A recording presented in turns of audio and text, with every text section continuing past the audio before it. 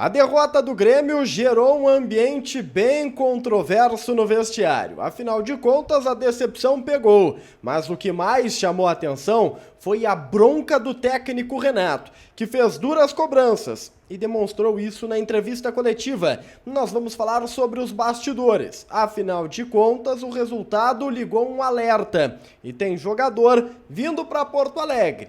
Jogador não, jogadores. Salve galera, tudo certo com vocês? Chegando aqui numa dupla para destacarmos o Grêmio. Eu sou o Matheus Dávila e nós vamos juntos com o Diário do Grêmio KTO, então deixa o teu like, compartilha o vídeo, te inscreve no canal, ativa as notificações e vem fazer parte do Adupla KTO.com, onde a diversão acontece, passa na KTO, te registra, te diverte. Usa o cupom ADUPLA que você ganha 20% em cima do primeiro depósito e deixa os jogos bem mais interessantes. KTO.com, lembrando que quem jogou no empate neste jogo entre Grêmio e São Luís acabou se dando super bem, não era a tendência, mas o Tricolor acabou empatando na arena para um público de 15 mil torcedores. Se tu quiser saber como é que foi a nossa visão, te convido depois do diário a dar uma acompanhada na crônica do jogo. Mas o técnico Renato fez uma cobrança muito dura. O pau quebrou no vestiário, essa é a verdade. Renato bateu e bateu forte porque não aceita o desempenho para a equipe do São Luís de Juí. O resultado machucou e o Renato ele não dá nenhum desconto para os seus jogadores. Inclusive quando provocado sobre o calor, 37 graus em Porto Alegre, sensação na casa dos 40, o Renato disse nada disso. O calor não é desculpa. E ele cita fatores que são determinantes para alegar que não é desculpa. O Renato lembrou que o São Luís de Juí jogou um dia depois do Grêmio na rodada anterior, que o São Luís fez uma viagem de 6, 7 horas de ônibus para encarar o Grêmio e mesmo assim teve mais perna, teve mais determinação, mais vontade e ele não aceita isso. Prova de que o Renato quebrou o pau no vestiário foi, ele chegou na entrevista coletiva sem voz, completamente rouco, de tanto gritar no campo e de tanto gritar no vestiário gremista. Dava para ouvir ali dos corredores da arena um silêncio retumbante no corredor de acesso ao vestiário do Grêmio. Normalmente tem som, tem música, tem conversa, mas dessa vez era um silêncio absurdo e o Renato fez duras cobranças. Foi uma entrevista coletiva de explicações, mas o que me chamou a atenção nessa entrevista foi a demora para ela começar. E por quê? Porque a conversa foi forte no vestiário. O treinador não quis revelar o que foi falado para os seus jogadores, mas ele deixou algumas mensagens muito claras. Acho que teve uma punição. E eu digo acho porque o Grêmio não havia divulgado ainda o cronograma do final de semana de carnaval, mas o Renato confirmou que os jogadores treinarão domingo pela manhã.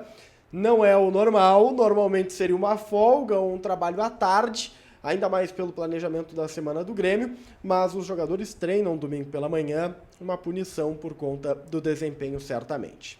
Quando eu falo que alertas foram enviados, é porque o Renato voltou a dizer que todos estão tendo oportunidade, todos estão sendo avaliados e principalmente que ele não quer ali na frente choro, ou porque o atleta não foi relacionado para um jogo, ou porque ele foi liberado para ser negociado. Está todo mundo sendo avaliado e observado pela comissão técnica, e ele quer empenho de todos. Os jogadores evitaram falar. Apenas o treinador se manifestou depois do jogo, a zona mista foi muito parada, completamente parada, os jogadores saíram rápido, a maioria saiu pelos fundos, as lideranças não se manifestaram consequentemente, e o empate ele aconteceu, mas o sabor, o ambiente era de derrota lá na Arena Tricolor. Para piorar a história, há uma preocupação extra, que é a situação do Jonathan Robert. O Jonathan, ele cai no gramado aos 42 minutos do primeiro tempo, depois de uma pancada, e ele chora, sai de campo chorando. De acordo com as informações de bastidor, ele sentiu dores no joelho esquerdo, mais ou menos no mesmo lugar da distensão ligamentar que ele teve nos últimos dias. Distensão essa que ele deveria ter ficado, pelo menos era o prazo inicial, de 2 a 3 semanas afastado, se recuperou muito rápido, levou uns 10 dias mais ou menos, mas agora ele tem essa dor de novo. O Renato afirmou na entrevista que não é no mesmo lugar, que é em outro lugar. Mas a informação, repito, de fontes do clube apontam que, pelo relato da dor, deve ser no mesmo local. Ele fará exames neste domingo para saber, de fato, o que aconteceu. Jonathan Robert era novidade, fazia um bom jogo, mas acabou se machucando mais uma vez. Os exames serão fundamentais para detectar o problema do atleta. O alento do técnico Renato Portaluppi são as chegadas dos reforços, e Diego Costa foi muito exaltado pelo treinador. Primeiro pela longa carreira que tem no futebol europeu, pela qualidade técnica que ele, Diego Costa, apresentou nos últimos anos.